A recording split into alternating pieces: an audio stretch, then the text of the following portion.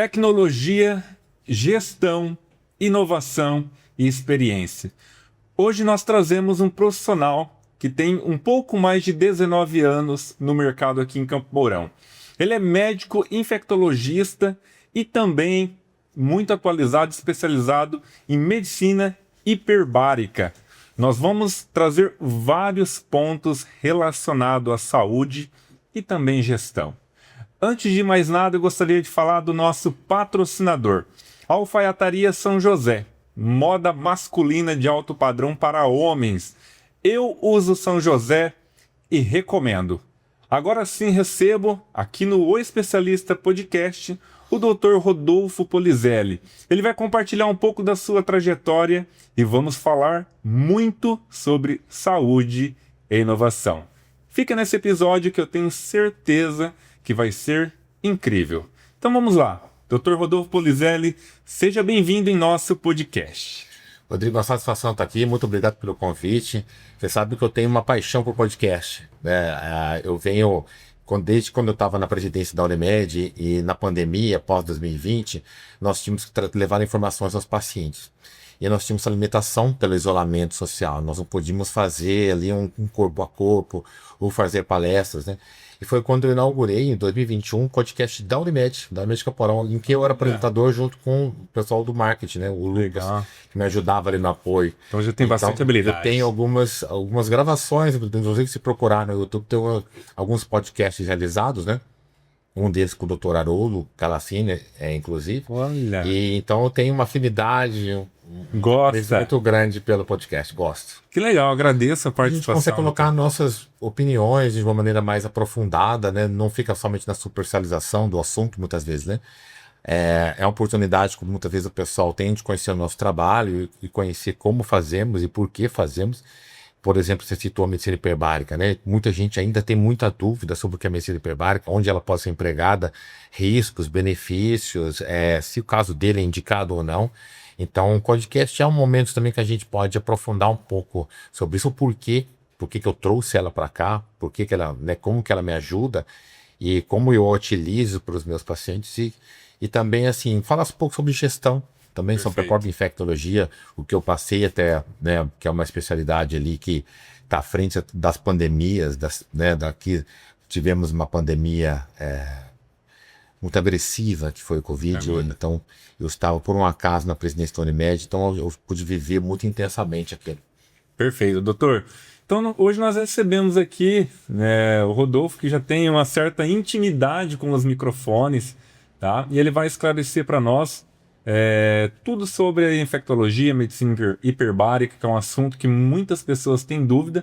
Eu já vou começar perguntando, até mesmo para a gente conhecer um pouquinho dele, como começou a tua história, doutor, na medicina? De onde você veio? É de Campo Mourão mesmo, casado? Vi no teu currículo que você tem 2 filhos, né? Conta um pouquinho para nós. Para você entender a importância de Campo Mourão para mim. Quando eu me formei, eu escolhi medicina, sempre teve no meu sangue. Eu não sei de falar se eu escolhi ou ela me escolheu. Algo que eu não sei em que momento foi que eu falei, poxa, agora eu vou ser médico. Mas sempre fui, talvez por uma paixão, né, uma afinidade que eu tenho pela área, coisas até de personalidade. Né? Então, não é algo que eu decidi em algum momento, isso talvez possa me trazer algum retorno financeiro ou algum status. Nunca em nenhum momento, sempre foi algo mesmo de dedicação e de afinidade pela profissão. Né? Gostava muito das biológicas e a medicina sempre me foi muito... Eu nunca, no momento, lembro de ter escolhido outra coisa, a não ser a medicina. Sempre fui focado nisso e minha vida inteira foi trabalhado e focado e direcionado para ser médico.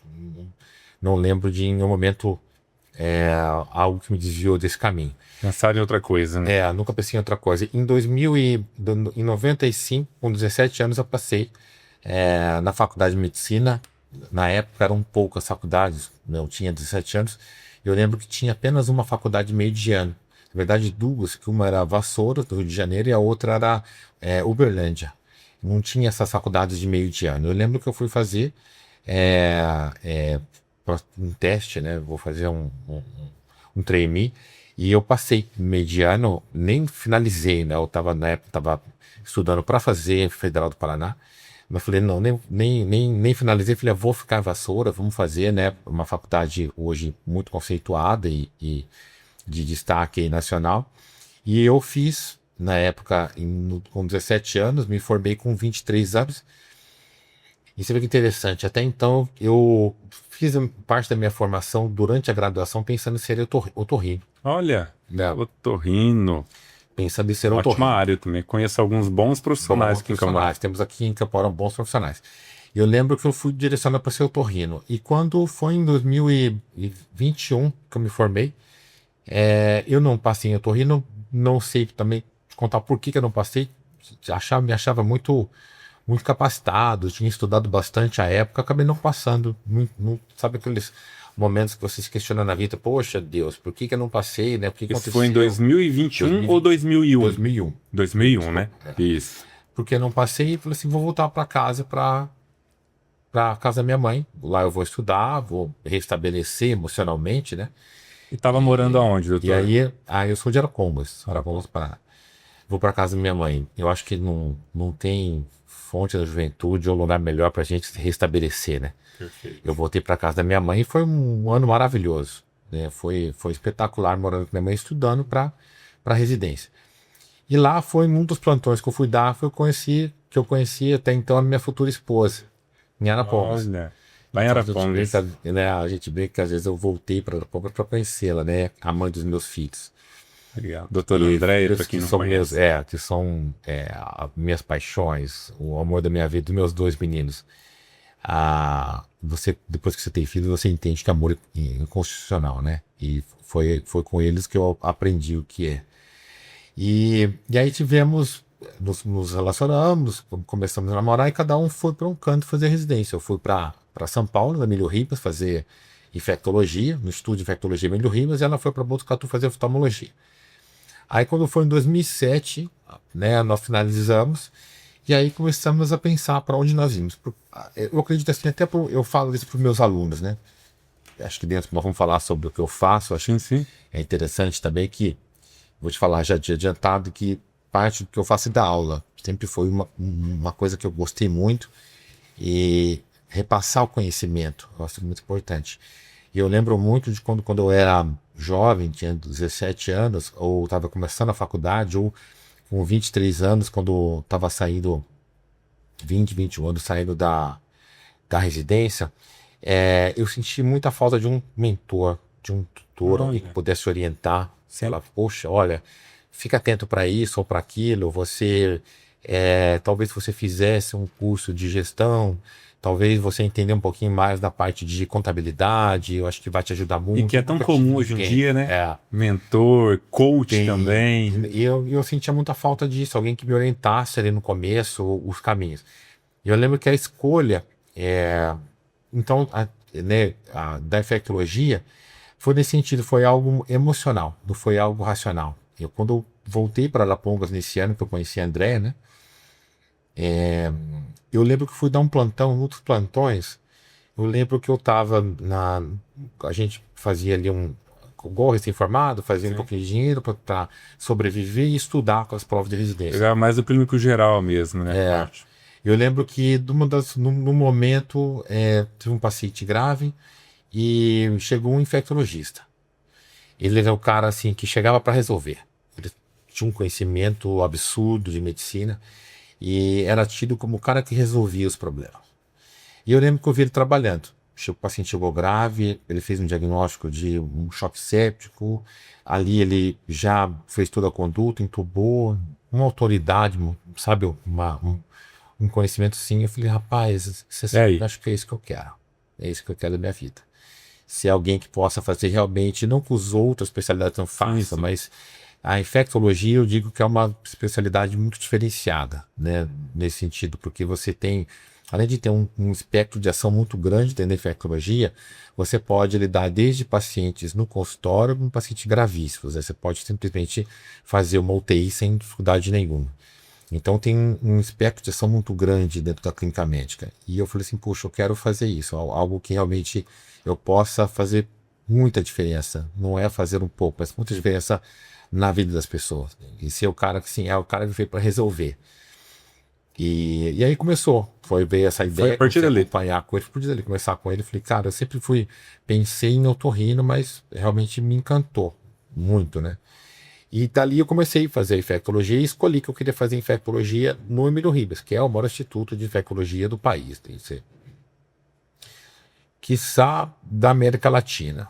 Quiçá não, muito provavelmente da América Latina. E ali agora se juntou à USP, Universidade de São Paulo, né, no HC, lá em São Paulo. E é um grande mas, centro hoje, né? eu acho que é o maior centro hoje, ainda é o maior centro de Sim. infectologia. E daí eu fui para o Emílio Ribas fazer residência, onde eu fiz 3 anos. Aí agora naquela parte de para onde eu vou. Aí, como nós E eu vou escolhemos atuar. com o coração, eu falo para meus alunos, tem 2 formas de você escolher sua especialidade. Ou você escolhe com o coração ou com a razão. A razão seria o quê? Eu quero ir para Campo Mourão. Qual é a dificuldade que Campo Mourão apresenta? Quais são as especialidades que há uma carência? Né? Há uma carência, vou citar uma especialidade, uma carência em geriatria. Então vou fazer geriatria, pois eu quero ir para Campo Mourão e ali vou ficar mais próximo dos parentes e gosto de Campo Mourão. E uma outra é quando você escolhe primeiro a sua especialidade, porque você gosta daquilo, que você quer fazer aquilo a sua vida toda. E aí você escolhe a sua especialidade e aí você vai para onde te dá espaço. Pode ser que aquela cidade, naquele momento... Onde tem demanda, né? Onde há demanda, não te suporte. Você pode ter uma dificuldade de início, então você escolhe depois a cidade conforme a necessidade. Cara, e de Arapongas vocês vieram parar pra cá. Não, mas eu fui conhecer, na época eu fui para Guarapuava, eu fui para... Passou em outros rodamos ali. centros. Eu fui conhecer várias cidades do Paraná, fomos para o Mato Grosso, enfim, a gente foi conhecer. E Campo Mourão me abraçou de uma maneira muito particular, né? Eu lembro que nós fomos muito bem recebidos aqui. É até um reconhecimento que eu faço ao Dr. Claudino. Olha, O Dr. Claudino nos recebeu muito bem. Ele falou assim, não, vem aqui, vem trabalhar comigo. Fica aqui. Você não muitos médicos pode falam ficar aqui, muito bem pega sua dele, mala, né? tira do carro. Aqui você vai ficar lá no hotel. Ele tinha acho que ainda tem, Ele né? tem um hotel. Hotel Santa Maria. Ele falou, não, vai ficar no hotel, você fica ali, você vai me ajudar, vai ficar comigo aqui, vou utilizar muito você e sua especialidade, né? Então ele me abraçou e nisso ele me apresentou lá na época aos políticos da época. Então eu pude também ali trabalhar na vigilância epidemiológica do município, fazer o meu trabalho. Fui pouco tempo depois, a minha especialidade tem essa particularidade também, que como você mexe muito com indicadores de saúde, você tem muito contato com a vigilância epidemiológica, com a saúde pública, né, com as doenças mais incapacitantes, você acaba, na época ainda tem boom de HIV e hepatites, né? Então você acaba sendo levado... Se envolvendo mais com a saúde pública. Né? Acaba levando mais como se fosse algo até automático, né? A cargos de liderança. E aí naquela época eu fui gestor da Regional de Saúde, eu fui diretor da Regional de Saúde. Logo no início de Campo Mourão. Em 2010. Já chegou com responsabilidade. 3 anos de Campo Mourão. E eu cheguei sendo diretor da Regional de Saúde, né? E de lá então, depois da Regional de Saúde, eu fui convidado a participar da Unimed como conselheiro. Dali eu fui superintendente, dali eu fui presidente e as coisas aconteceram. Foi sempre adentrando em cargos de gestão. Foi. E aí foi essa necessidade também de, além de eu fazer infectologia, eu tive que me aprimorar também em gestão de saúde. Então eu tinha que ter um entendimento administrativo, né, e um entendimento maior ainda sobre gestão na saúde, não só a gestão de maneira geral, mas da saúde de maneira específica, e eu fui fazendo, me capacitando para que eu pudesse exercer esses cargos, né, pela minha própria personalidade de perfeccionista, liderança, né? sempre tentando... Tá no sangue. Tentando fazer da melhor maneira possível, coisa que minha mãe me ensinou, ser o melhor possível, né, dentro das suas possibilidades. E aí eu fui fazendo o curso de gestão, né, me especializei ali em gestão, e após agora que eu acabei saindo da gestão da Unimed, até por uma força de estatuto, em que você só pode ficar 2 mandatos consecutivos, né, você tem que sair obrigatoriamente após 2 mandatos na diretoria executiva. E aí até me falaram, puxa, mas você não quer continuar? De repente, houve na época um convite até para fazer parte da Santa Casa, da diretoria da Santa Casa. Aí eu fui para casa, fiquei pensando, falei, acho que está na hora de eu me dedicar aos meus projetos. Acho que está na hora de eu me dedicar àquilo que eu tinha sempre quando eu me formei, né, executar. Porque eu acabei sendo levado muitas vezes a cargo de liderança. Sim. E acabei gerindo para os outros. Sim. Né? Deixando o seu de lado, seus sonhos, Foi. suas metas, né, muitas vezes. Foi. Eu Para acabei abraçar o deixando os município. planos que eu tinha, né, pessoais, e acabei fazendo uma gestão de grupo. E aí foi quando em 2024 eu falei, não, eu vou começar a me dedicar aos meus projetos. E aí veio, dentro desses projetos, a gente vai comentar um pouco mais depois, a instalação de um centro de hiperbárica também em Guarapuava, né? Uau. Futuramente, em breve, teremos novidades em outra cidade também. Né? Agora vai expandir. Projeto é expansão. O projeto é expansão. Então agora estamos em expansão na marca. Né? Eu contratei uma empresa em que está me ajudando nesse caminho ali, me orientando também em relação a não só a marca em si, mas condições de mercado, né? Me ajuda Importante, né? Consultoria, importante. Porque eu sou o executor, eu sou a máquina, né? E muitas vezes falta alguém que me oriente em alguma coisa. Até pelo tempo que a gente tem, é um tempo muito escasso. E hoje tem muito recurso, então né? eu executo, né? Eu executo e eu preciso de alguém que acaba me orientando, me ajudando, me dando uma visão um pouco mais ampla, né, do mercado. Puxa, estava pesquisando tal coisa, né? E talvez a gente pode seguir um caminho. Por onde ir, né? Como ir. Perfeito. Então essa consultoria tem me ajudado nessa parte da minha carreira. Não só a parte técnica, outra coisa que eu falo muito com meus alunos. Eu pergunto, o que vocês vão fazer de carreira? Isso é muito importante. Porque quando a gente sai da faculdade, nós saímos técnicos. Me formei em infectologia. Mas e a minha carreira, como será? Qual é o planejamento que eu tenho para minha carreira? Exato. Perfeitíssimo. Então acho que isso é muito importante, eles terem essa ideia. E eu até presidi uma liga na faculdade, ali integrado, uma liga de gestão, que eu ajudava eles no sentido de como ler uma planilha contábil, financeira, ou um planejamento estratégico, ou como funciona uma gestão hospitalar, muito em relação a não só você estar no consultório, mas quanto vale a sua mão de obra, quanto vale o metro quadrado da sua clínica, como que você faz o cálculo, né, para gerir quanto que você vai cobrar de aluguel, ou quanto vale a sua hora de trabalho. Isso não se aprende na faculdade, né? Tem que buscar. E você demora muitos anos a aprender isso. Então eu tentei ajudá-los, né, nessa ideia de, como eu te disse, eu não tive alguém que me orientou no começo, né? A gente foi muito na pancada, se lançava no mercado, a gente não tinha tempo também de estudar. Foi aprendendo na prática. Agora, depois de velho, que eu fui fazer, né, ter um entendimento de gestão. E eu sinto muita falta. Falei, puxa, se eu tivesse aprendido isso lá atrás da faculdade, talvez minha vida tivesse sido muito diferente. Um pouco mais fácil, talvez. Mais fácil, sem dúvida nenhuma, porque a gente aprende depois de muita cabeçada, né? A gente tá muita cabeçada na vida. A gente vai no erro acerto. E a gente acaba não direcionando muito assim, o que eu posso fazer, o que eu estou fazendo que pode estar facilitando. A gente vai na vontade, né? Na raça. E muitas vezes alguém que te passe uma informação sobre a parte contábil, por exemplo, né?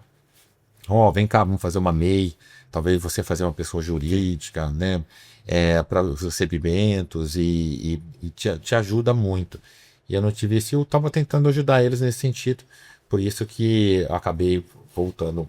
Quem ganha com isso, né, doutor? Na minha visão, quem ganha com isso é você, médico novo, né? Que agora o integrado está começando a entregar, né, as turmas de medicina, né? Igual o doutor Rodolfo falou. Deu muita cabeçada, né? Penou muito para aprender. E hoje tem um conhecimento que pode ser transmitido para quem está começando. Até tem um curto caminho, né? Até tem esse mês, neste ano, eu abri uma possibilidade para fazer o que eles chamam de um estágio optativo, né? Os alunos do 12º período de medicina, eles escolhem alguns profissionais em que possam ajudá-lo ali, fazem um opcional em que você resolve passar 7 semanas com aquele profissional para ter um entendimento sobre aquela especialidade, né? Legal. Então, poxa, eu quero ginecologia, então eu vou acompanhar por 7 semanas o ginecologista para ver se realmente aquele é o caminho, né?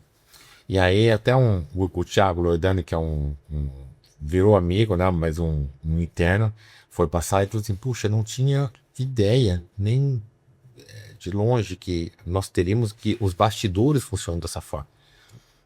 Não é só você aplicar a infectologia. Sim. É você ter uma ideia de marketing, é você ter uma ideia de contabilidade, é você ter uma ideia de gestão hospitalar.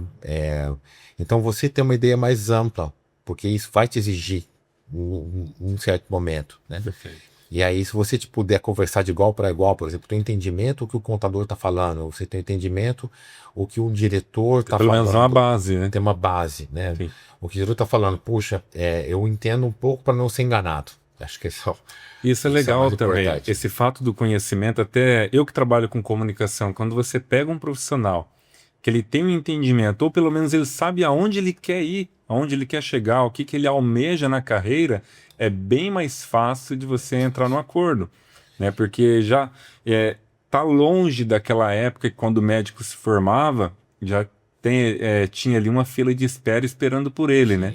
Hoje, dentro do mercado competitivo que nós temos, né? Muitos especialistas agora formando, né? Então, assim, é importantíssimo ter essa parte de gestão e marketing, ó, na minha visão, né? Sabe, Rodrigo? São É um grande diferenciais. diferencial. Você já, aquilo que você estava falando, quando você tem uma ideia, faz um curso de gestão, ele vai te dar também uma ideia sobre planejamento estratégico.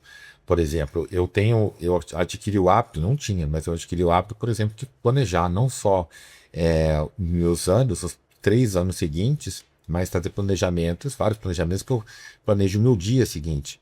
Eu planejo o meu ano e planejo a médio prazo. Lógico, não tanto a longo prazo. Longo prazo a gente faz Isso é soma, questão de faturamento também, né? Mas eu tenho planejamentos, por exemplo, para o meu dia seguinte, está tudo planejado. Na noite anterior, eu já separo a roupa que eu vou vestir no dia seguinte. Esse é o meu planejamento. Então, meus horários são todos mapeados, minha agenda precisa extremamente já configurada para o dia seguinte, né? Para ser o mais produtivo possível dentro daquele dia. E assim é o mês, e assim é o ano e os próximos anos. Então, eu sabendo o que eu quero, quando eu sei onde eu quero chegar, a meta ou o objetivo que eu quero naqueles próximos 3 anos, eu consigo desenvolver ações para que eu possa chegar naquilo, indicadores para medir se essas ações estão funcionando, né? Então eu vou controlando ao longo do tempo se esses indicadores estão me dando um resultado positivo das ações. Se precisa mexer alguma coisa. Para chegar naquele propósito. Perfeito. Então é lógico que a gente faz ao longo do tempo várias adaptações, a gente faz, né? Você tem que ser versátil também, né? Tem que ter flexibilidade. Mas se está dentro daquele planejamento que você fez, então o que você quer fazer nos próximos 5 anos? Quer trabalhar com o quê? Trabalhar como? Então eu ensino muito eles a como fazer isso também. E isso vale para várias áreas, né, doutor? Não só para medicina, Exatamente. mas você consegue ter um planejamento. Então, chegou na medicina, na verdade, né? isso ajuda, Rodrigo, a não só você atingir as suas metas, mas ela te ajuda a você manter o foco. Então isso não te tira do meu foco. Eu sei aonde eu quero chegar. Então, tem clareza do objetivo. Mas eu não planejei comprar um carro esse ano, então eu não vou comprar. Não está no planejamento. Porque se eu comprar esse carro, eu não tenho dinheiro infinito. Eu sei que eu estou tirando quando eu compro esse carro, eu estou tirando o recurso de outra área que eu deveria estar investindo. Exato. De repente, eu deveria estar comprando uma máquina que me ajude a fazer um diagnóstico, um tratamento para melhorar o meu faturamento, para aí sim, no segundo momento, poder comprar um carro.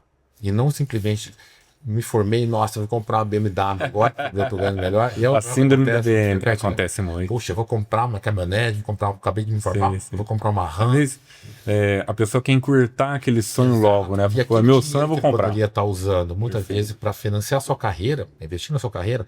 Não, eu vou com calma, agora eu vou me especializar primeiro, vou fazer cursos de capacitação, vou tentar me aprimorar, melhorar, e aí sim, quando esse estiver tendo frutos, está sobrando mais, e sobrou mais do que eu esperava para esse ano, esse dinheiro vai ser gasto com os meus, com suas família. vaidades, né? Também com a Pô, quero família. maquiagem, quero um relógio diferente, um carro diferente, mas dentro do fruto do seu trabalho, do que você planejou. Sim, Né? De uma maneira honesta, íntegra e ética, né? Então, você consegue fazer esse planejamento e consegue manter o seu foco, o seu direcionamento para aquilo que realmente é importante para você. E não desviar, né? Ah, puxa, mas eu quero fazer a viagem porque eu mereço. Não, não é o momento. Não é o momento, né? Algum momento, talvez quando eu tiver, assim, uma sobra de capital, aí eu consigo fazer a viagem. E quando eu estava na Unimed, e uma coisa interessante que me marcou, eu, né, já tinha isso muito comigo, mas uma coisa na Unimed que me marcou assim. São médicos que chegam com uma certa idade e não conseguem parar de trabalhar. Isso me incomodava. São médicos com 70, 75, 80 anos que não conseguem parar de trabalhar. Eles não fizeram um planejamento de carreira. Então, eles dependem do trabalho físico deles com essa idade. Ele vai dar plantão. E aí, Rodrigo, ele tem uma incontinência urinária. Ele vai atender o paciente à noite às vezes com respingos na calça. Ou não consegue acordar. Ou tem dificuldade nas limitações físicas. Não colocou um limite, né? Não colocou um limite. Quando que eu me aposento? E aí eu perguntava, mas tá na hora de você parar? Eu acho que passou dessa hora de você parar, mas eu não posso. Minha filha, a minha família, ela se estruturou em volta do meu trabalho. E eu não soube saber o momento certo de fazer esses investimentos, de me programar. Então, hoje eu ainda dependo da minha mão de obra. Então, se eu parar, a casa para, tudo para. Né? Porque ganhavam muito bem. Então, não tinha preocupação também com amanhã. Não havia essa preocupação. Não, vixe, fica tranquilo, depois eu tenho o suficiente. Aí os filhos vão formando, né? Vão muitas vezes levando parte aqueles bens que foram conquistados, patrimônios, né? O patrimônio. E aí chega um momento quando ele olha e me falou, poxa, eu não vou conseguir, parando de trabalhar, eu não consigo me manter. Então essa é uma preocupação que nós tínhamos e a preocupação que eu sempre tive em relação a por que fazer um planejamento. Então, com quanto tempo eu quero me aposentar? Qual é o meu propósito? Eu quero trabalhar até quando? Então, isso eu tenho muito bem estruturado, muito bem calculado, planejado. Né? Então, eu sei até quanto tempo eu quero trabalhar. E eu vou seguindo minha... Até depois para curtir um pouco mais também. Sim, não que não dá para curtir trabalhando, né? Depois fica tranquilo. Você pode curtir. E dentro desse planejamento, lógico, fazer suas pausas também. Sim. De que o descanso também é necessário, né? Mas você consegue, se você durante a semana você focou no seu trabalho e você se dedicou naquela semana, por exemplo, você sabe que o sábado e domingo você consegue descansar, por quê? Porque você produziu o suficiente. E aí você consegue dormir de cabeça tranquila. Não preciso mais dar plantão no final de semana, porque o que eu estou fazendo durante a semana vai me compensar os 2, 3 dias que eu estou parado. Né? Então eu não preciso, não, eu vou dar mais um plantão, fazer mais uma coisa, porque vai me faltar dinheiro. Não, eu já tenho mais ou menos tudo planejado, programado, calculado. Essa é a famosa visão empreendedora. Então você que está aí no teu trabalho, na tua especialidade, não sabe para onde ir, como chegar. Planejamento hoje, principalmente na minha visão, planejamento a médio e longo prazo é o melhor remédio, é o melhor caminho. Doutor, quando você olha para a tua carreira, né, hoje quase 20 anos de carreira, né, você olha para trás, qual que é o sentimento? Gratidão. Eu acho um sentimento que eu tive, ao longo desses 20 anos, eu tive problemas físicos muito importantes. Né? Não foi uma vida isenta de problemas. Aliás, problemas físicos gravíssimos. Às vezes o pessoal pensa que médico não fica doente, né? Fica. E quando vem, parece que vem de maneira mais forte. Nossa, gigantesca. Né? E em vários momentos ao longo da minha vida eu pensei que eu não fosse resistir pela gravidade e pela intensidade dos problemas, né? Não fosse resistir. Chegou um momento, Rodrigo, que eu olhava, eu não conseguia me olhar no espelho da forma que eu estava desfigurado fisicamente. Eu tive uma pericardite, né, de conhecimento, hoje eu falo, né, na época o sofrimento muito grande. Eu tive uma pericardite grave, tive que fazer um tamponamento cardíaco, uma doença que é um quadro clínico letal, né? E eu lembro que eu estava tomando altas doses de corticoide, pois doses muito altas. E isso chegou no momento que me desfigurou. Então eu lembro de um dia que eu fui passar visita na Santa Casa Eram 100 metros que separavam uma área particular do SUS, onde tinha 2 pacientes, né? Eu lembro que eu não conseguia atravessar esses 100 metros. Eu tive que parar no meio do caminho para descansar e baixar. Porque eu tava, tamanho era falta de ar, porque eu tinha uma insuficiência cardíaca muito importante. Um problema cardíaco. Eu tinha uma pericardite e que eu tive que me levou aí para fora para procurar alternativas de tratamento, né? Tratamentos bastante completos à época, caríssimos, que eu fui procurar e que foram cobertos pelo SUS. Então, o SUS me salvou, se dizer assim. Foram, na época, tivemos que entrar, obviamente, com uma ação, mas o SUS acabou custeando todo. E eu tinha essas limitações. E eu lembro que eu olhava no espelho, ou não, melhor, não me olhava no espelho, com vergonha de como eu estava desfigurado fisicamente. E eu nunca via o ano seguinte como uma possibilidade. O ano seguinte, para mim, não existia na minha agenda. Eu não contava com virar o ano. Eu contava que naquele momento Sobrevivendo. não existia. Eu sobrevivi. Eu não vivi. Então, e eu não resisti a isso sozinho. Teve muitas pessoas que me ajudaram muito.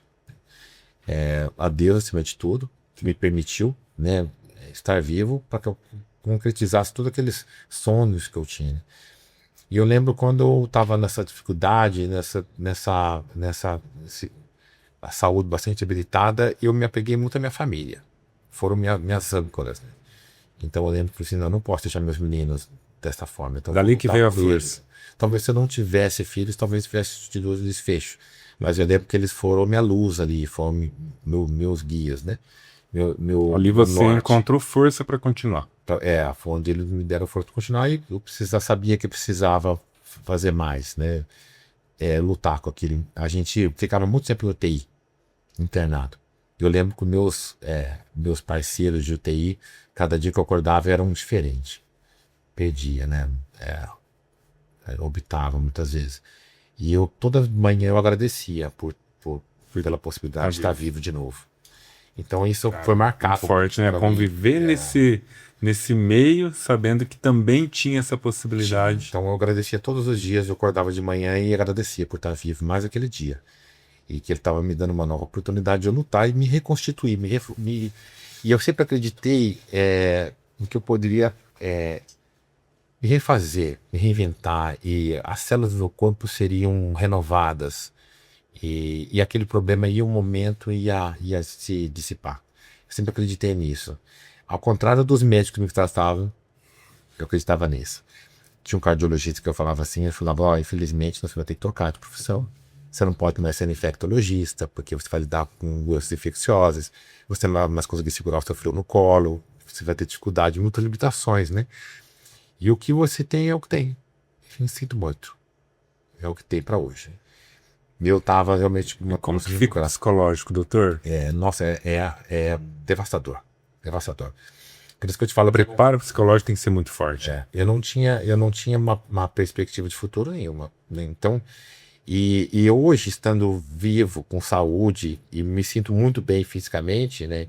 E por ter tido aquela resiliência, pessoas que me ajudaram, né? Meu pai, minha mãe tinha falecido na época, meu pai, a minha esposa, os meus filhos, então eu tenho muita gratidão por eles e por pessoas que ali estavam comigo. Você descobre que tem poucos amigos. Nesse momento que ficam verdadeiros mesmo. Ficam verdadeiros. Quando você deixa de ser útil, você deixa de ser interessante para muitas pessoas. Né? Quando você está num cargo de liderança ou um cargo de gestão, muitas pessoas te procuram, mas não porque gostam de você, mas por uma oportunidade, né? E essas pessoas somem. Você não encontra mais ela. Né? Então, você percebe para quem realmente você é importante, quando você deixa de ser útil. Aí você percebe que te ama de verdade. E ali você consegue fazer uma boa peneira na sua vida. Tá, você é um homem de muitos amigos. Então você não passou por dificuldade de verdade ainda. Depende.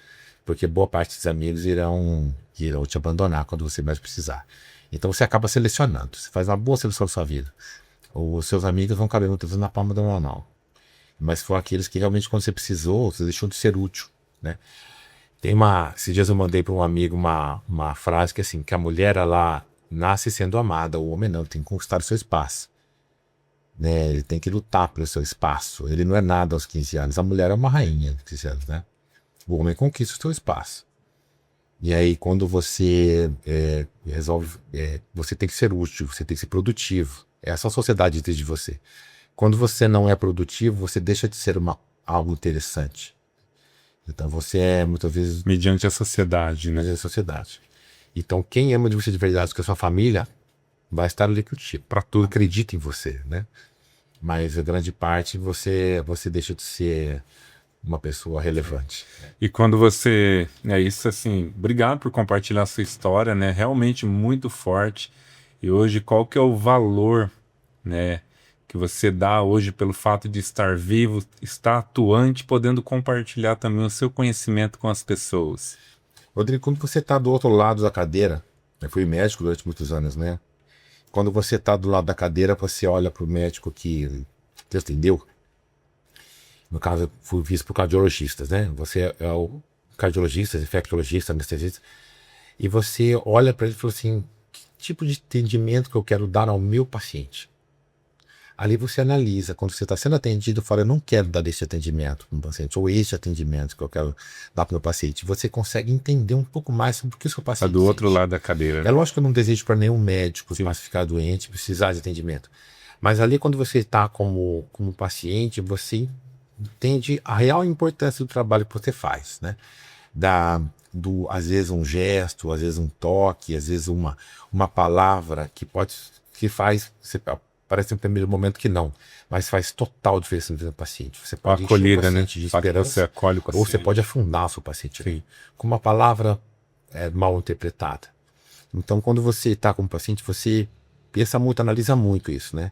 Na sua carreira, que tipo de atendimento que você gostaria que o seu paciente recebesse, que você está recebendo. Será que isso é justo para o seu paciente? Ou será que isso é o melhor que você pode ofertar para o seu paciente? Né? Porque é um momento de muito sofrimento, ele traz uma carga muito pesada. E nisso vem muita hiperbárica, que vamos entrar no assunto no momento. Vamos entrar por agora. E vem muita hiperbárica, porque a hiperbárica, ela entrou na minha vida ali como uma possibilidade de dar um tratamento ainda mais diferenciado. Na minha área, acontece muito de o paciente chegar muito desmotivado, o paciente chega desacreditado, ele chega desesperançoso. Né? Doutor, já passei com 7, 8 profissionais, tô uma ferida que está aqui há 25 anos, tenho uma osteomielite que eu tenho há 10 anos, eu tenho uma lesão por causa de uma radioterapia que me limita a minha vida, a qualidade de vida.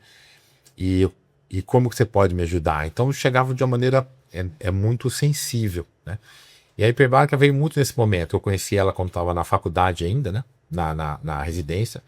Foi um paciente com infecção gravíssima. Tem uma infecção que a gente facite necrotizante, que é uma infecção grave, letal, né? Começa, doutor, para a gente entrar nesse assunto, até mesmo para a gente colocar uma linguagem também que as pessoas, né, um pouco mais leigas conseguem contribuir, não conseguem entender, né? O que é medicina hiperbárica? Vamos começar pelo esse ponto. O que é, o que trata, em qual momento que você entra, né, com essa abordagem, se existe, se é uma máquina. Então vamos começar a entender um pouco sobre essa medicina, sobre essa abordagem. Vamos lá. Então, e ela surgiu nesse sentido de tratar infecções graves. Quando eu conheci ela, foi justamente numa situação em que o paciente gravíssimo, em que ela foi empregada e o paciente teve um desfecho completamente diferente do desfecho que nós tivemos, né? E eu comecei a ter um olhar para a medicina hiperbárica com muito carinho, porque como chegam para a gente pacientes muito graves, eu achava que eu tinha que ter uma... E assim, chegava muitas vezes no final. Então, eu precisava de ferramentas e equipamentos que me ajudassem a ser mais resolutivo possível. Então, além da hiperbárica, eu tenho outros aparelhos na clínica que me ajudam a ser mais resolutivo. É o fato de, igual aquele médico, né? Chega para resolver. Chega para resolver. Doutor, eu sei, Deus me mandou aqui, porque aqui você vai resolver. Eu já escutei isso muitas vezes, eu vou ser um problema. É difícil passar com o senhor, é difícil marcar, mas eu sei que você vai resolver.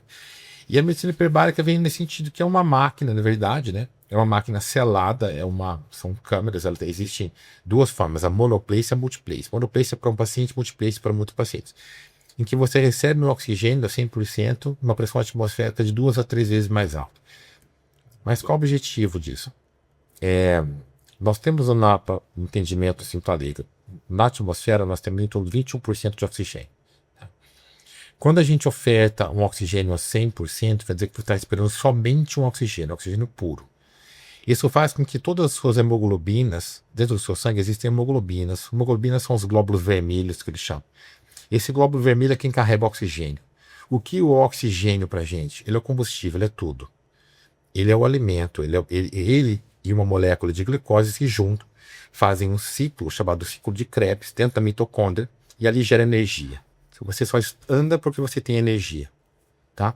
Então, quando lhe falta oxigênio, lhe falta energia. A falta de oxigênio traz uma coisa chamada isquemia, sofrimento. Suas células começam a fazer uma coisa que a gente chama de apoptose.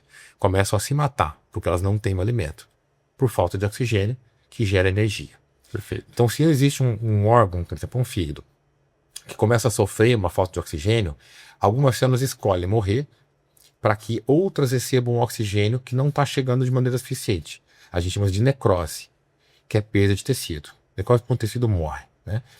E quando você começa a oferecer um oxigênio a 100%, você tenta reverter para que aqueles órgãos recebam oxigênio. Então, o teu pulmão não está conseguindo puxar, fazer uma troca suficiente de oxigênio. Não está conseguindo receber ou não está puxando do ar oxigênio suficiente. Aquele 21% de oxigênio na atmosfera não é suficiente. Então, vamos ofertar 100%. Mas e quando 100% ainda não é suficiente? Aí vem a câmara hiperbárica. Porque ela pega uma molécula de oxigênio e ela comprime de tal forma com que ela diminui muitas vezes o diâmetro da molécula. Ela não depende mais da hemoglobina. Ela não entra depende mais do em seu casos sangue. grave e gravíssimo. Graves e gravíssimos. Então ela não depende mais daquele oxigênio. Você pode ter uma artéria cortada que vai chegar oxigênio através do plasma, através dos tecidos para você. Então você não vai fazer isquemia. Um dos princípios da oxigenoterapia hiperbárica chama hiperoxigenação. Você leva um aumento de oxigênio, tá? Uma hiperoxigênio, para que tecidos que estão em sofrimento possam voltar a ter oxigênio e fazer energia e não morrerem. Então, esse é o objetivo. Por exemplo, piranhas queimados, pacientes com infecções necrotizantes, infecções gravíssimas, pacientes com embolia pulmonar, pacientes com síndrome descompressiva, que é o síndrome mergulhador, pacientes pós-radioterapia, porque a radioterapia ela queima as células, mata as ruins, mas ela queima as células boas. Então, quando você volta a oxigenar aquela célula, você restitui um tecido. Ela você contribui volta a com o tratamento de câncer. funcionalidade. É o tratamento pós-radioterapia. Sim. Então, você tem muitos médicos sabia. oncologistas que encaminham para mim os pacientes pós-tratamento, para justamente fazer isso, né? Além disso, o oxigênio ele tem um efeito anti-inflamatório, potencializador de antibiótico, faz uma neovascularização, forma novos vasos. Quando você recebe oxigênio, seu corpo pensa assim, cara, isso é bom demais, como isso, eu quero isso. O que ele faz? Angiogênese, forma novos vasos para chegar mais sangue naquele local, porque ele entende que ali está faltando oxigênio. Né? Então ele promove esse processo de formação de novos vasos. Então um membro que até então não tinha circulação, depois de 21 sessões, você faz com que ele volte a circular oxigênio por aquele tecido que até então era isquêmico, não tinha uma circulação adequada, uma asfixia arterial, ou ao longo do tempo pacientes diabéticos têm uma dificuldade circulatória periférica importante. Então o pé diabético, que é, por exemplo, uma das maiores indicações que a gente tem de oxigenoterapia hiperbárica, né? E aí você consegue promover... Que é o mais comum que você encontra lá, que o pessoal procura mais. Feridas crônicas, feridas complexas, casos assim de infecções crônicas também, como osteomielites, né? Lesões pós-radioterapia, é bastante frequente. Existe uma situação que eu tenho visto também, Rodrigo, muito, os cirurgiões plásticos se renderam à oxigenoterapia hiperbárica, né? Então, quando você faz uma cirurgia plástica, você faz uma lesão tecidual, às vezes é uma agressão àquele tecido, né? E qual é o risco? Como toda cirurgia, risco de adescência, abrir a cirurgia, ou infeccionar a cirurgia. Então, eles têm indicado a oxigenoterapia hiperbárica para reverter ou evitar complicações muitas vezes pós-operatórias, né? Então, a gente tem estudos, por exemplo, que mostram que você reduz em mais de 70% o risco de complicações. Uma mulher faz cirurgia plástica para quê? Para ficar mais bela. Sim. Abre a cirurgia dela. simplesmente abre completamente. É frustrante, é traumatizante para aquela mulher. Então, se há a possibilidade de você fazer uma terapia com que evite aquele problema, você vai fazer, né? Então, vários cirurgiões têm encaminhado também para a gente para evitar Tem que complicações. ser com encaminhamento. A pessoa não pode ir por conta. Pode também? Ela pode optar em fazer? É assim, existem a oxinoterapia hiperbárica, a medicina hiperbárica, ela tem indicações já específicas, né? Apesar de ter muitos trabalhos que mostram benefício em algumas áreas, nós só podemos fazer nós fazemos a medicina baseada em evidência. As indicações, nós obedecemos as indicações que são pela Sociedade Brasileira de Infectologia e pela Associação Médica, tá? O CFM, ele tem também um entendimento de que existem trabalhos científicos que foram feitos de uma maneira correta, né? Estudos randomizados, duplos cegos, prospectivos, que são trabalhos científicos que dentro quando a gente fala da parte de ciência, são trabalhos nível A. Então, se você tem trabalhos muito bem feitos que mostram que aquela doença é beneficiada pela oxinoterapia hiperbárica, essas são as indicações. Então, nós temos um rol, uma lista Tem estudo, né? de indicações que são estudos comprovando que são doenças que são realmente têm sua efetividade nesse tratamento. Existem vários, por exemplo, doenças que a gente sabe que são estudos observacionais, que são estudos que você tem relato de casos, sabe que tem benefícios numa certa doença. Mas a gente só segue mesmo uma medicina baseada em evidência, o que a ciência tem comprovado que realmente é benefício. Então existe uma lista que a gente segue. Mas eu sei que eu ouvi dizer, ou eu li numa revista que o autismo se beneficia da cor hiperbárica. Não, mas aqui a gente só faz realmente o que dá dentro de um rol de recomendação. Sim. Porém, se você tem dentro dessas doenças que tem recomendação científica, que são baseadas em evidências científicas, você pode chegar até mim e falar, eu tenho tal problema, sim, então eu gostaria de fazer. Eu tenho essa via. Ou se tem dúvida, né? Dependendo, eu tenho uma doença, será que a medicina hiperbárica vai atender? Exato.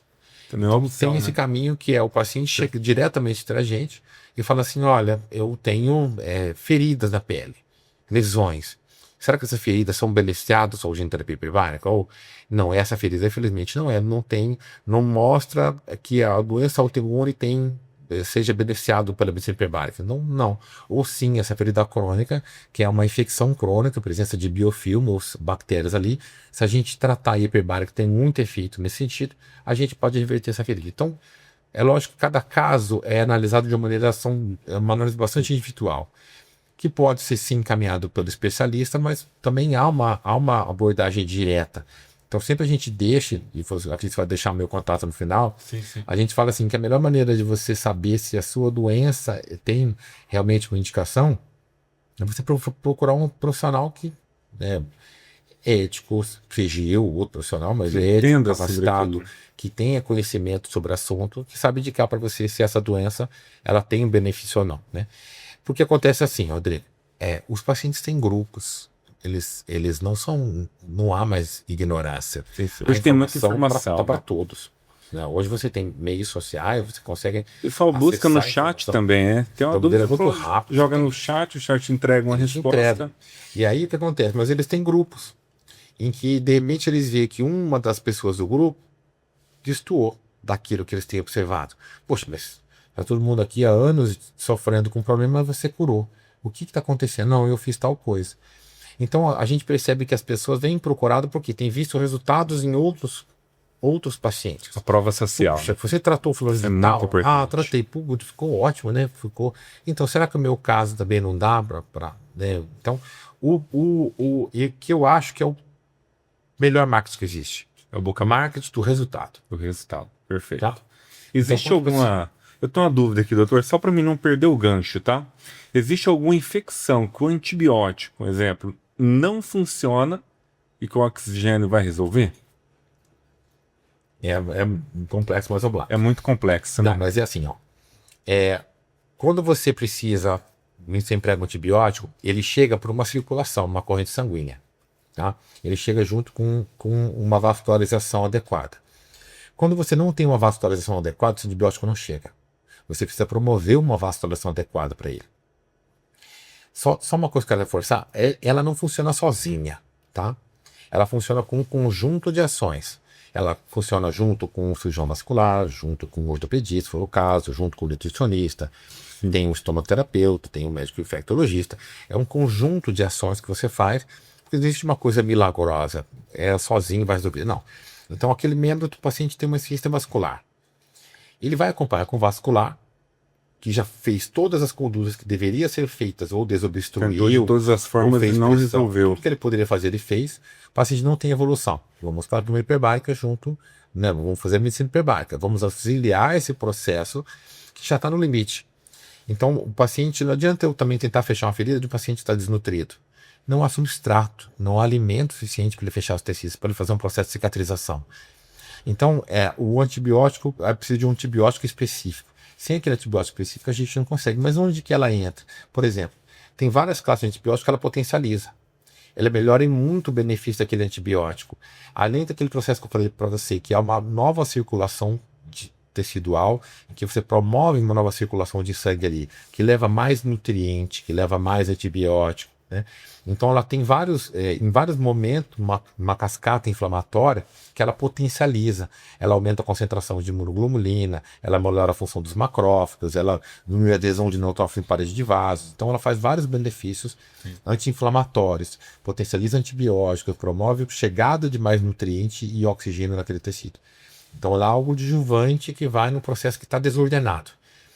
Eu não tenho doença crônica nenhuma, não tenho problema de saúde nenhum. Eu vou me beneficiar? Não, provavelmente não. O seu organismo é perfeito. Sim. Onde que a gente agiria na medicina hiperbárica? Organismo muitas vezes que tem uma dificuldade num processo de cicatrização. Aqueles casos que a gente falou agora, estou com uma osteomielite há muitos anos, não consigo resolver, ou uma ferida há muitos anos, ou um paciente que sofreu uma infecção muito grave, ela precisa potencializar aquele efeito de tudo, né? Talvez, junto com essa pergunta, se a gente trouxesse um caso, né, que o antibiótico não foi o suficiente e teve que entrar com abordagem de oxigênio, acredito que ficaria mais claro para o pessoal entender um caso que o doutor atuou que foi necessário entrar com oxigênio. Por exemplo, quando você tem infecções que se chamam faceites necrotizantes. O que é um faceite necrotizante? São infecções por bactérias extremamente agressivas que estão na região pélvica. Você já deve ter ouvido falar pacientes que tem que ressecar todo o tecido da pelve, retirar a pele da pelve, a pelve fica totalmente exposta. Você abre tudo, tira aquela pele e fica a bolsa escrotal totalmente aparente, o pênis desencapado ou a pelve desencapada. São infecções letais, com índice de letalidade altíssimo. Você não tem tempo, não há tempo para isso. Você tem que colocar imediatamente o paciente em mesa de cirurgia e fazer um debridamento extenso, tá? E você precisa potencializar aquilo, você precisa agir de mais rápido possível, você precisa de um efeito anti-inflamatório poderoso, você precisa potencializar o seu antibiótico. Então, a hiperbárica estaria muito bem nesse sentido. Nesse caso. Eu preciso muito, me ajuda muito uma oxigenterapia hiperbárica num paciente com infecção necrotizante, por exemplo, em que segundos são células são vida. Sim. Em que se você esperar muito tempo, muitas vezes, para agir, você pode perder seu paciente. Então, grandes queimados, a mesma coisa, né? Ou embolias gasosas, em que você precisa reverter. Então, ou pacientes que vêm crônicos, no caso, que já vêm fazendo uso de antibiótico, e o antibiótico não tem tido uma resposta adequada. Então, ele é potencializado com o uso da hiperbárica. Por exemplo, feridas crônicas que não cicatrizam. Existe um conceito, eu vou falar até atual, mas que vem de alguns anos para cá, chama-se biofilme. Biofilme é quando você tem uma ferida, muitas vezes é uma camada de bactérias que crescem como se fosse uma casa, eles fazem como se fosse uma casa para elas, em que você não consegue agir, você não consegue quebrar esse biofilme. Você tem uma dificuldade, muitas vezes precisa de um antibiótico específico, ou precisa de outros mecanismos que te ajudem a quebrar. A oxigenterapia hiperbárica tem essa função também, um efeito contra o biofilme. Consegue quebrar essa membrana, né, essa dificuldade que você tem de penetração. Sim. Porque se você não quebrar esse biofilme, não resolver essa infecção, a ferida não cicatriza. Então são etapas que devem ser respeitadas, né? Então você potencializa, você acelera, você melhora um processo que muitas vezes está tendo falha em um momento. Então você ajuda a corrigir, colocar no eixo. Fala assim, mas ele vai sair de lá cicatrizado. Não necessariamente é esse o propósito. É você simplesmente colocar ele no eixo. Você colocar de volta ele nas condições que ele possa cicatrizar os seus tecidos. Existe algum caso que o doutor já pegou, né? Que vamos colocar aqui, vamos pegar uma situação que é a última chance do paciente. Pô, não tem mais o que fazer. Que teve que recorrer à medicina hiperbárica. Que foi necessário recorrer. Aliás, esse é o principal caso. São os meus principais casos. Eu vou dar um exemplo para você aqui de um caso que foi, para mim, foi bastante dois casos, tá? Se me permitir. Que foi, para mim, foram bastante impactantes. Lógico que não vou preservar o direito de não falar o nome do paciente, né? Sim. Mas teve um paciente que tinha uma infecção na coluna. A gente chama infecção nas vértebras, infecção na coluna, chama espondilite, espondilocite, que é uma infecção da coluna. E o neurocirurgião falou, eu não posso biopsiar, eu não posso entrar, porque vai desabar a coluna dele. O outro falou, também não vou entrar, vai desabar a coluna dele, não tem o que fazer. Internamentos frequentes, internamentos repetidos. Entrava com antibiótico, ia para casa, fazia septicemia, voltava para o hospital, depois melhorava um pouco, ia para casa e ficava nessa luta. Até que a família chegou com ele numa cadeira de roda, paciente desfalecido. Eu brinco com ele. O corpo chegou lá, ele não estava lá, mas o corpo chegou. Mas ele falou assim, doutor, não sabemos mais o que fazer. Nós vamos recorrer a você porque não sabemos. Eu tinha perdido a esperança, na verdade. Completamente. Não sabemos fazer, viemos trazer para você. Alguém falou que você poderia nos ajudar. Então a gente veio aqui para ver o que você pode fazer com meu pai, né? Tava a filha e a esposa. Eu falei, vou fazer o que eu sei fazer. Você me permite, sei que você confia em mim, né? Ou a pessoa que te encaminhou, vou fazer o que eu sei fazer. Eu lembro que nós começamos a tratar com antibióticos, fricções e colocamos ele na cama. Quando deu mais ou menos 10 sessões, ele foi lá brigar comigo porque estava ficando muito caro para ele. Nossa. Eu não vou falar o nome dele, eu falei, você não sabe o que é bom te ver subindo escada para vir brigar comigo.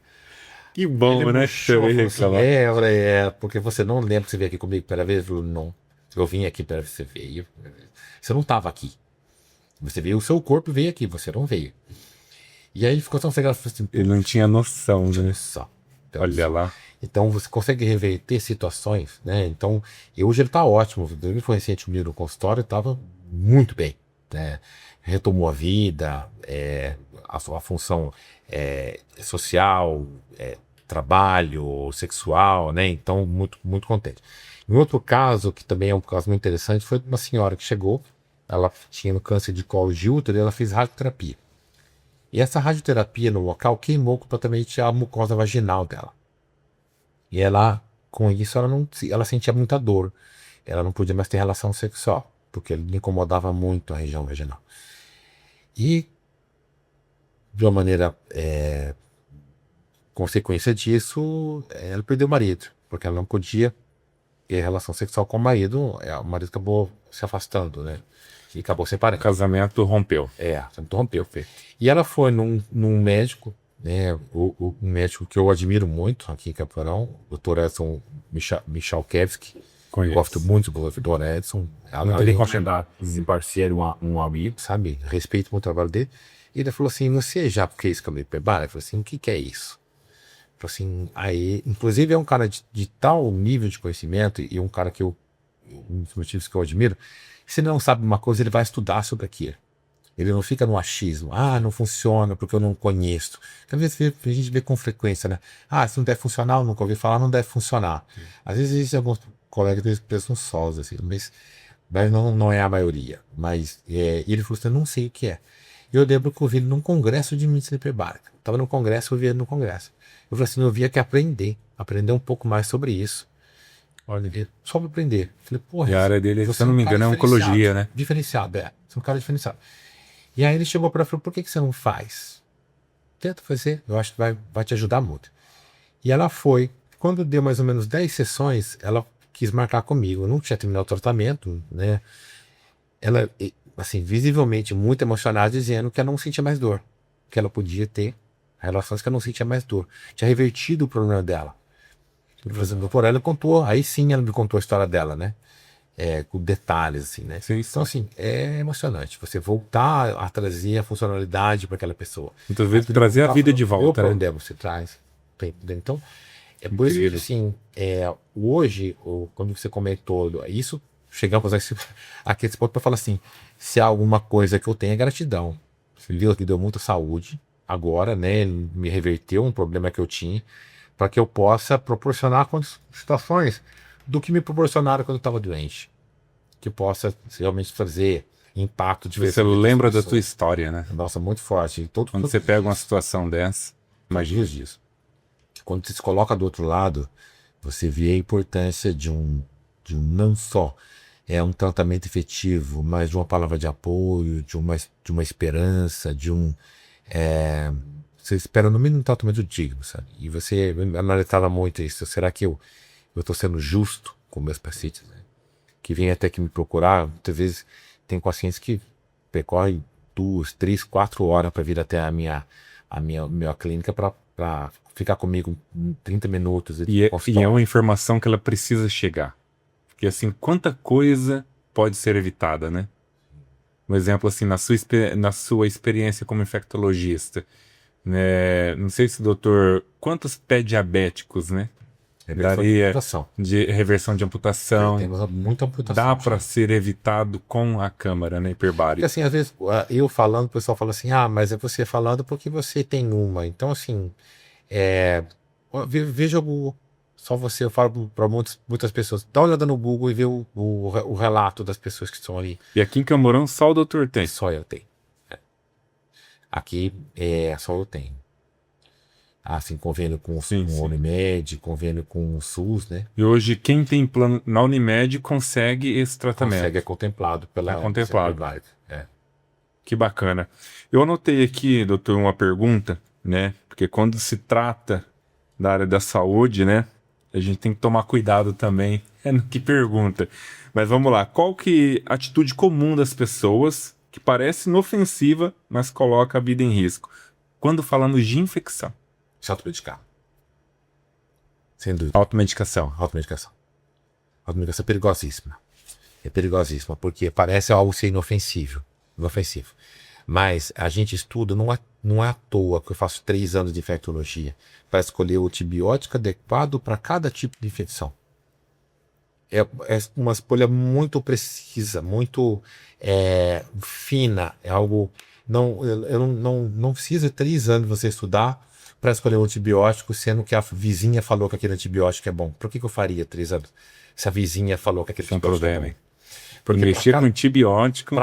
Para cada sítio de infecção, seja uma pele, uma meninge, um pericárdio, um músculo, existe uma situação específica. Um antibiótico que penetra de maneira diferente do que o outro, um espectro de ação diferente de outro, efeitos colaterais um diferente de outro, situações que você pode empregar do antibiótico, ele interage com outros medicamentos, ou se ele pode levar a um outro problema visceral, né? Então, existe uma análise muito criteriosa que a gente faz. Parece que eu decido rápido falar, mas você pensou no antibiótico em segundos, porque é a minha prática, eu vivo isso o tempo todo. Então, eu sei exatamente o antibiótico para cada situação que eu tenho que empregar. Quando você vai no balcão da farmácia, com todo respeito às farmacêuticas, mas muitas vezes de pé ali, ele fala, faz tal coisa, sem muitas vezes entender um histórico de um paciente, as probabilidades que ele carrega, as limitações que ele tem, as alergias que ele tem, né? É muito arriscado, é muito perigoso. E quantos casos você já pegou? Lembra de algum caso que você já pegou?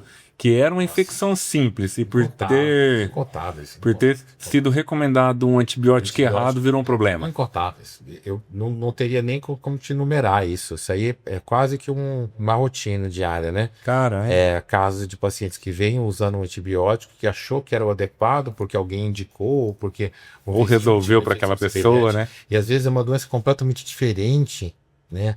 Num local diferente, uma apresentação diferente, a situação clínica dele é diferente. Então, eu falo para meus alunos, inclusive na semana passada a gente falou assim, paciente que chega lá com antibiótico e não está funcionando aquele antibiótico, aí a gente fala, então para aqui, vamos parar. A gente para aqui, vamos pensar, por que esse antibiótico não está funcionando? É o antibiótico certo? Ele é dado no tempo certo, na concentração certa, no intervalo certo, de maneira adequada para o sítio específico daquela infecção? Foi dado, mas não está funcionando. Será que não é uma infecção multiresistente ou não é uma infecção? Então são muitas coisas que a gente tem que analisar de uma maneira muito Isso é criteriosa. importante a gente comentar. Porque então uma das coisas, né, que você comentou que vem de imediato aqui é o paciente achar, porque ele leu no Google ou porque ele leu numa rede social, que aquilo é o melhor para ele. Eu posso ler bilhões de rios, eu posso ver comentários de especialistas, mas eu não sou um engenheiro elétrico. Eu não sou um engenheiro mecânico. Então, assim, por que eu vou me meter no trabalho dele? Eu não tenho a capacidade que o engenheiro civil tem para fazer uma obra. Mas eu vejo na internet, eu vi um monte de planta, de planejamento, mas eu não sei fazer aquilo, eu não tenho a formação que ele tem. O mínimo que eu posso fazer é ter um conhecimento mínimo para que eu possa, junto com ele, decidir o que é melhor para mim. Né? Isso é justo, muito justo. Mas eu fazer de uma maneira autônoma e achar que eu consigo, sou autossuficiente. Você faria aí, por exemplo, muitas vezes um prédio. Mas o que você faz com a sua saúde, então? Você faz com o seu corpo, que é o seu tempo. A coisa mais sagrada que você tem, que é o seu corpo. Por que você coloca ela nesse tipo de situação? Coloca em risco, né? Em risco. Existe alguma infecção, que o doutor vê que é uma infecção comum, com um antibiótico administrado de forma equivocada ou errado, pode levar a óbito? Completo. Às vezes, muitas vezes, um antibiótico que não está adequado para aquela situação, para aquele momento, pode não só não tratar, como postergar um tratamento mais efetivo e essa infecção levar a uma sepse ou choque séptico, uma infecção gravíssima. E ele não vem mais com uma infecção de pele, ele vem com uma sepse, um choque séptico. Agrava. Aí é ruim. Aí é outro nível de gravidade. Eu vi lá, a minha mãe tá com tosse em casa, a gente passou lá pegar um antibiótico para ela, mas esse é um antibiótico. Pode ser que você dê sorte? Olha lá. Pode ser que você dê sorte. Pode ser que aquele antibiótico por um acaso resolva. Mas você pode não ter a mesma sorte amanhã, ou a mesma sorte mais para frente. De você ter uma escolha de um antibiótico que muitas vezes não é indicado para aquela situação. Pode muitas vezes arrastar ou prejudicar o problema. Né? Pode agravar. Ou né, você vai arrastando um problema, que vai tornando cada vez mais difícil o tratamento daquilo ali. E a escolha do profissional é muito importante. Às vezes você fala, puxa, mas aquele profissional talvez cobre um pouquinho mais caro. Cara, é a sua saúde. É a saúde de tudo. Tá? Se você, o que eu falo, você tem que ter uma consciência que esse problema ele pode se agravar e se tornar, de uma certa forma, pode se tornar irreversível. De repente, uma coisa que seria facilmente reversível no começo, leva a uma amputação, uma perda de membro, uma hepatite fulminante, com uma transplante de órgãos, porque não foi adequadamente tratado no início. Né? E qual que é o conselho hoje que você dá para as pessoas em relação a isso que a gente está falando? E não se automedicar, principalmente quando se trata de infecção.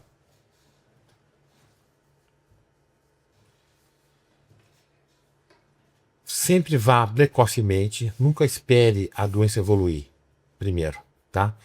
Não subestime.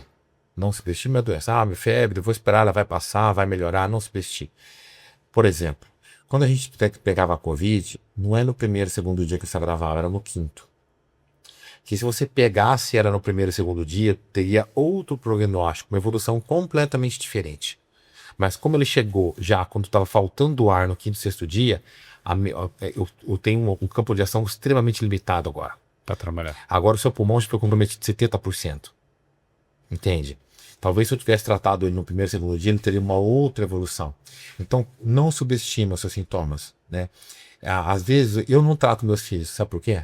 Porque eu posso subestimar ou superestimar os sintomas dele. Às vezes, o risco ocorre. Ele fala assim, mas isso é fácil, você medica ele. Às vezes, por eu conhecer ele está de casa, eu posso falar, não é nada que esse menino está falando aí. Acho que não é nada, não. E subestimar, às vezes, os sintomas dele. Porque eu acho que ele está fazendo charme para mim. Ou superestimar, dar valor demais, não vou te tratar. E às vezes é o que ele quer, um carinho, alguma coisa. Então é difícil, às vezes, você tirar de discernir, né? Separar. Então, por isso que eu vi muitas vezes, eu mesmo levo como profissional, vê se eu tô no caminho aí, vê o que você acha. Não, realmente, vou ter alguma coisa a mais, vamos evoluir. Não, beleza, tá.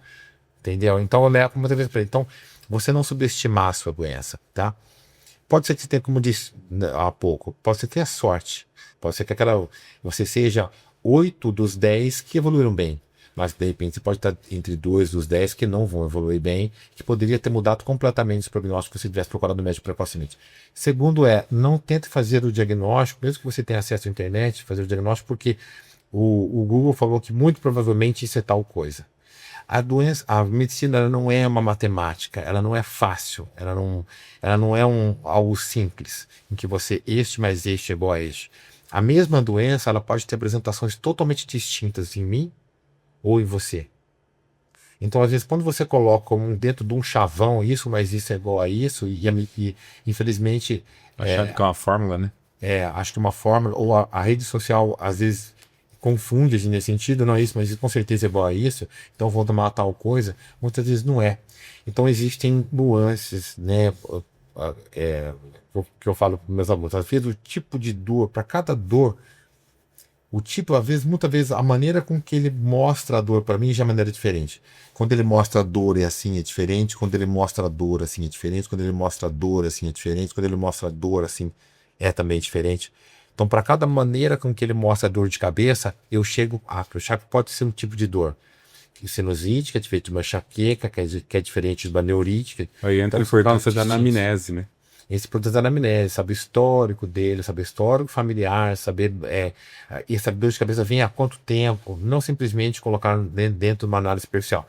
Então, procure o médico mais precocemente, converse com alguém que você confie, também seja de sua confiança, que você sabe ter uma boa formação, né? Seja alguém que pode te dar, se não resolver o seu problema, mas pode pelo menos te colocar uma luz e te ajudar a sair daquela situação. Perfeito. Pessoal, muita informação rica para vocês. É uma pena, né? Eu tô vendo aqui que a gente está com o horário, né, doutor? O doutor tem compromisso agora. Eu tinha várias outras perguntas. Eu queria falar um pouco de educação, né? O doutor também é professor. Mas eu vou só pegar o gancho para a gente já indo para o final, para não te atrapalhar. Qual que é a experiência que você traz do Covid? Que foi assim, foi um momento delicado que a população passou. Principalmente o nosso município aqui de Campo Mourão, quando você lembra dessa situação lá no ano 2020, 2021, qual que é a tua recordação que você tem, a sua experiência com o Covid? Rodrigo, não tem como ser sucinto. Sinto muito, mas não tem como ser sucinto nesse fato, porque eu, além de infectologista, eu estava como gestor. Então eu tinha que pensar de uma maneira individual, mas eu tinha que pensar com um gestor de uma maneira macro também. Então eu tinha, não é só eu individualizar, eu tinha que expandir e fazer a informação chegar a todos, e tinha uma responsabilidade tal, porque era uma doença que ela não tinha um tratamento pré-estabelecido. Nós não sabemos com o que a gente estava lidando. Ninguém sabia o que estava acontecendo. Ninguém sabia o que estava acontecendo. Então a busca por conhecimento ela era constante, era diária. Todos os dias eu sentava em casa, procurava algo que estava sendo feito diferente, talvez pudesse levar a melhores resultados para o paciente. Eu ligava para amigos que estavam em outros lugares do país e perguntava o tempo todo: o que você está fazendo que possa estar sendo feito diferente? Puxa, eu ouvi falar que tem uma pessoa lá que está usando corticoide, pode estar aceitando outra resposta. Eu vou falar que tem um aparelho, é um CPAP, um aparelho que pode estar fazendo diferença na parte respiratória. Eu estou pronando os pacientes que deitando de barriga para baixo, que pode estar melhorando o prognóstico. Então, a gente buscava. E o que acontecia? No começo do Covid, ela levava a desfechos ruins, mas para pessoas de mais idade. Até então, existia tudo bem, já tem 80 anos, 70 e poucos anos, não é mais útil, talvez não faça tanta diferença, não ter tanto problema, né? Agora, quando você ouvia acontecer, e aconteceu essa fase do Covid, homens de 30 anos, entre 30 e 40 anos, novos, plena atividade de trabalho, era pai do amigo dos meus filhos, né? Chegava, por exemplo, com insuficiência respiratória, e você olhava para ele, e só eu, comigo mesmo, falava assim: lascou, sabe? É até emocionante. Mas você fala: nossa, complicou, porque me colocava naquela situação que ele estava. Eu poderia estar ali, né? E aí, a família fazia uma expectativa em cima de você, a sociedade fazia uma expectativa em cima de você, como se você tivesse que dar uma solução para aquilo. Nossa, foi aterrorizante. Cara, e como que vocês lidaram com o julgamento, né? Porque existia muitos palpites em cima disso. Genocídio. Mas é só cuidar da saúde psicológica, porque se a cabeça não estiver boa, a imunidade cai. Isso não é nada. Como que foi lidar também com essa situação? Houve uma situação muito lamentável nesse Covid, que infelizmente a política entrou no Covid. Então havia uma polarização, em que a medicina deixou de ser praticada por médicos por ser praticada por leigos, né? Então, porque o fulano de tal falou que tal medicamento tem que ser dado, ou tal medicamento não tem que ser dado. Então, houve um momento que, porque você dava tal medicamento, você era chamado de direita, ou porque você dava tal medicamento, você era de esquerda. Então, quando ela entrou e a medicina deixou de se basear em evidência, deixou de ser ciência e arte, tá? Que isso que a medicina é ciência e arte, passou a ser campo político, ela se tornou mais difícil do que ela já é. Então, além de você ter que tratar o paciente, ou além de você que resolver os problemas dele, você tinha que resolver uma angústia dos familiares e uma resposta à sociedade. Por que você não estava fazendo aquilo, ou assim, ou assado, né? Então, foi muito difícil de lidar com isso, né? A gente trabalhava 7 da manhã até 10, 11 horas da noite. Carga exaustiva, né? Eu tinha vários amigos médicos que você olhava pro cara, quando você ia atender, tava com o olho fundo. Falava, dormiu não, rapaz, passei a noite inteira. Uma patologia de estresse que chama síndrome de burnout, tá? Ou burnout, como Burnout. E muitos fizeram essa síndrome, né? O síndrome de burnout, que é um cansaço extremo, né? Inclusive eu tenho amigos infectos que largaram medicina pela falar do Covid. Chegaram à fadiga, né? Por isso, porque você tinha que ter uma resposta aos familiares, mas exigia a sociedade, queria que você exigisse um posicionamento. Então foi bastante. A pressão popular influenciou. Foi. Não digo que chegou a influenciar, mas foi frustrante, decepcionante. Influenciou, eu falo assim, na saúde psicológica do médico, né? Assim, sem dúvida. Isso aí sem dúvida. Ninguém tinha paz. Ficou muitas ficou vezes mais maior. pesada. Legal, doutor. E para finalizar, o que você tirou de bom dessa situação, né? O que acrescentou na sua carreira esse momento da Covid? Você enquanto médico infectologista. Você sabe que uma coisa que ela trouxe, vou falar de uma maneira, trouxe uma noção de higiene maior às pessoas, de conscientização maior, né?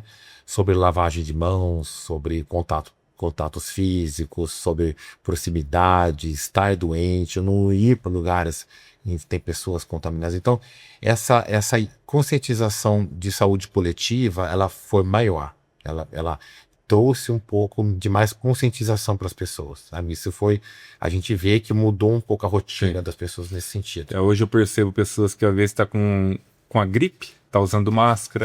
Então há uma onde a gente encontra. Exato, há uma conscientização maior de você colocar o outro em risco, né? Você se colocar em risco e colocar o outro em risco. Isso foi um grande ganho na saúde pública, né? Agora, assim, pessoal, que você descobre que você é muito resiliente. Como você tem força, sabe? Que a gente pode, sim, se por um lado a gente viu muita coisa ruim, por outro, é extremamente satisfatório. Muito satisfatório. A medicina é muito satisfatória. Então, se os meninos estão começando agora, façam com amor, com carinho, sabe? Se dediquem àquilo. Não apenas vejam a medicina, é muito bonita, não vejam apenas como mais uma profissão, ou um status, ou uma forma de ganhar dinheiro. A gente vê que muitos entram com outros objetivos, né? Sim. E ela é muito nobre. E ela não pode ser feita porque não está pronto, não está capaz de fazer isso. E ter esse entendimento da nobreza e da magnitude que ela tem. Perfeito. Tem alguma coisa que as pessoas precisam saber de medicina hiperbárica? Deixamos alguma informação pendente? Ou foi tudo bem esclarecido? Como é uma coisa assim que de certa forma é nova, né? O que eu acho interessante é que manter esse canal de contato. Por exemplo, colocar ali o meu contato, o WhatsApp ou o WhatsApp da clínica, para que elas possam tirar suas dúvidas, ela ou com o seu médico, né, com o especialista, ou ela vir até a gente e perguntar se realmente aquela situação pode ser indicada para ela, e ela ter conhecimento que essa ferramenta é uma ferramenta excelente, maravilhosa, e está à disposição aqui em Campo Mourão. Eu acho que esse era o nosso objetivo. É trazer algo a mais, algo que pudesse auxiliar em coisas que até então a gente não tinha grandes evoluções. Perfeito. Doutor, aproveita e deixa o arroba do Instagram, os contatos, né? Você que é também médico e gestor da Clínica Especialitar. Então informa o pessoal, porque às vezes alguém está nos assistindo, né, e está com alguma dúvida, alguma pergunta. Quem quiser colocar aqui nos comentários, fique à vontade, que eu sempre repasso, né, quando tem esse tipo de demanda para o profissional que veio até o podcast. Legal. Mas fique à vontade. Deixa 2 contatos aqui de Instagram, que é o Clínica Especialitar CM, Campo Mourão, né? Clínica Especialitar CM e Rodolfo Coliselli Tri, que são os meus dois contatos. Não falamos nisso, mas eu já fui triatleta, uma boa época da minha vida. Agora o tempo não tinha bastante conteúdo, mas infelizmente o tempo de médico é sempre corrido, sempre apertado. Vamos marcar uma nova oportunidade, que a gente também ia falar alguma coisa de Guarapuava, esse projeto novo lá. Estamos montando uma lá, que eu quero proporcionar lá o que eu proporciono aqui. Levar um negócio um pouco diferenciado. Então é isso, doutor. Muito obrigado pela sua participação. Foi um prazer ter você aqui conosco, né? E as portas estão sempre abertas. Muito obrigado, Rodrigo. A satisfação foi toda minha. E é isso aí. Mais um episódio do Especialista Podcast. Hoje com o Dr. Rodolfo Coliselli. Ele é médico infectologista e também atua com a medicina hiperbárica. Tenho certeza que agregou muito para você. É um bate-papo sobre muita coisa legal. Muito obrigado pela sua audiência. Até a próxima. O Especialista Podcast. Destacando grandes marcas, conectando pessoas. Tchau!